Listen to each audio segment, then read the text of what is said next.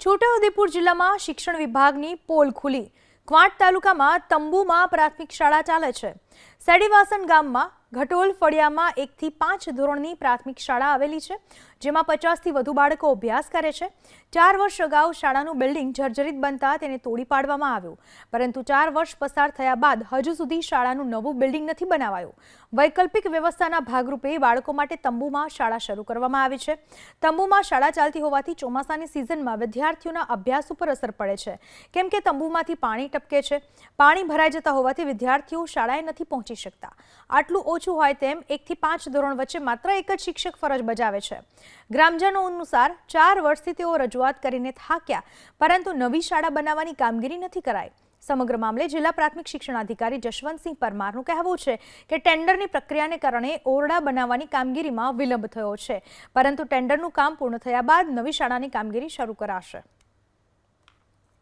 છોટાઉદેપુર જિલ્લાના કવાંટ તાલુકાના સેડીવાસણ ગામે આવેલા ઘટોલ ફળિયાની અંદર એબીપી અસ્મિતાની ટીમ પહોંચી છે।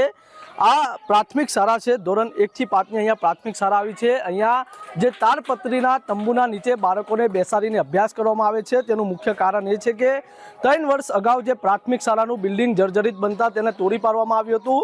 મહત્વની વાત એ છે કે આ પ્રાથમિક શાળાની અંદર 50 થી વધુ બાળકો અભ્યાસ કરે છે। છેલ્લા 3 વર્ષથી બાળકો આ જ રીતે અહીંયા તંબુ નીચે અભ્યાસ કરવા મજબૂર બન્યા છે। વારંવાર ગ્રામજનોએ રજૂઆત કરી છે, છતાં અહીંયા કોઈ પણ પ્રકારની કામગીરી કરવામાં નથી આવી। હાલ જે બાળકો છે તે આ રીતે અભ્યાસ કરી રહ્યા છે।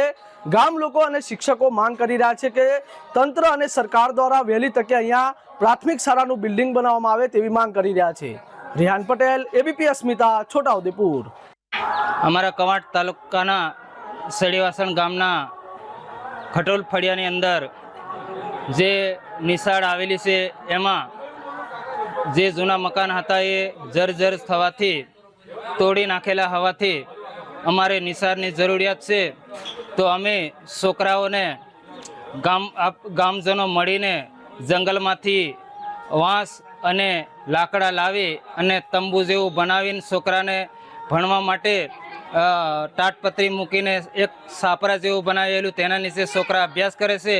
અને અમારા ગામમાં લગભગ 60 થી 70 છોકરા છે, એ ભણવા માટે મજબૂર બની રહ્યા, પણ એમને નિશાળ નથી। તે માટે અમને ખરેખર સરકાર નિશાળ બનાવી લે એવી અમારી માંગ છે। અમને ખૂબ દુઃખ થાય છે આવા જે ચોમાસામાં પણ કરવાનું। હવે સરકાર તો કોઈની સામે જોતી નથી, તો શું કરીએ?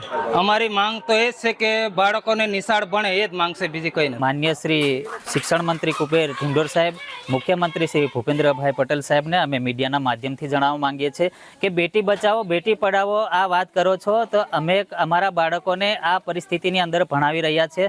તો અમે તમારા જે બેટી બચાવો બેટી પઢાવો, તો અમે કઈ રીતે પઢાવીશું બેટીઓને? એટલે અમારી માંગ છે કે જેમ બને એમ સરકારશ્રીને કે અમારા જે જર્જરિત હાલતમાં જે ઓરડા તોડી પાડેલા છે તો એ મંજૂર છે એવું જણાવેલું છે અમને 1 વર્ષથી। અમે ધારાસભ્યશ્રીને બી રૂબરૂ મળીને રજૂઆત કરી હતી, ત્યારે બી અમને એવું જણાવેલું હતું કે તમારા 2 ઓરડા મંજૂર થઈ ગયેલા છે। તો 1 વર્ષ થઈ ગયું, ત્યાં સુધી અત્યાર સુધી સરકારશ્રીએ કોઈ ધ્યાન આપ્યું નહીં। અત્યારે અમે એટલા મજબૂર છે સાહેબ કે હવે આ વરસાદની સિઝન ફૂલ છે, અમે બાળકોને જીવના જોખમ ઉપર ભણવા મોકલીએ છીએ। હાલ વાવાઝોડું નાતે આવી જાય ત્યારે આ સાપરુંનું કોઈ નક્કી નહીં કે એટલું બધું ટકાવ નથી, અમે ટાઈમ પરવારી બનાવેલું છે, એટલે એ સિસ્ટમ પર છે। તો એ કાર્યક ઉડીને બાળક ઉપર પડી જાય તો એ જીવનું જોખમ છે અમારા માટે।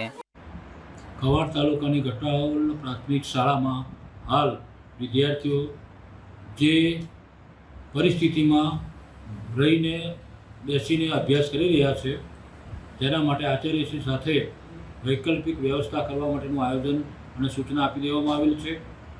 ઘટોલ પ્રાથમિક શાળાના જે ઓરડા બાબતના જે પ્રશ્નો છે એના માટે સમગ્ર શિક્ષા ગાંધીનગર દ્વારા ટેન્ડરિંગ પ્રોસેસમાં હાલ ચાલી રહી છે। ટૂંક સમયમાં ટેન્ડરિંગ પ્રોસેસ પૂર્ણ થયેથી ઓરડાની કામગીરી શરૂ કરવામાં આવનાર છે।